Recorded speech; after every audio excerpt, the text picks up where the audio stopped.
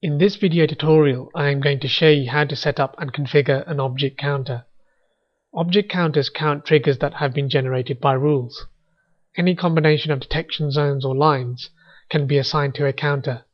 To create a counter, right-click on the tracking display and select Counter and then click on Add Counter. Like zones and lines, counters also have property information shown in the Properties Inspector. If, for example, it is required to count the number of vehicles entering and exiting the parking garage, as shown on the left, then a zone or line must be configured to raise an alarm every time a vehicle is present. Here is an example of a red zone with the presence rule. Note that the rule has not been applied yet. Let's click back on the counter and change the default name to presence. The zone can be assigned to the counter by selecting any one of the three options, which are increment, decrement, and occupancy. Let's click on increment by selecting the Inc 0 tick box and then click the down arrow under the value tab and select the red zone with the object presence rule and click apply.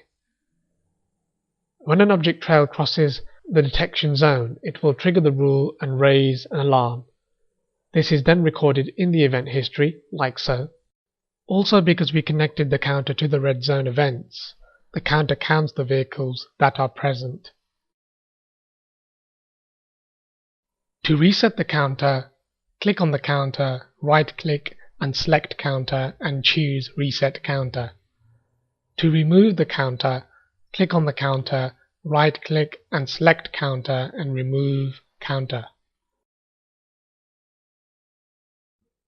Video analytics can do very well in complex scenarios. For example, if I wanted to know the net number of vehicles in this parking garage, which has its entrance at the left-hand side of the screen, then I can do a number of things to achieve this. In this example, you can see a red zone with a direction filter to show cars entering the garage. You can also see a green zone with a direction filter to show cars exiting the garage. One thing to note is that the direction filters have not been applied yet.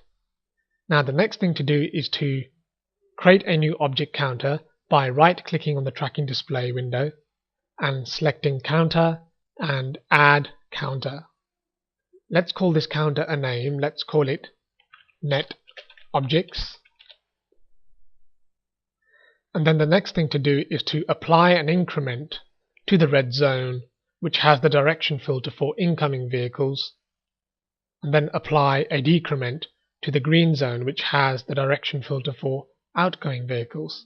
And then the next thing to do is to click Apply.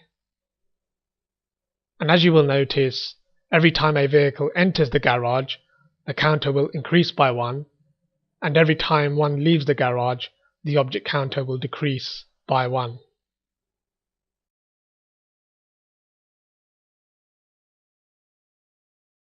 In this example, the large aqua zone in the center is being used to measure the net number of objects in the center of the junction at any one time.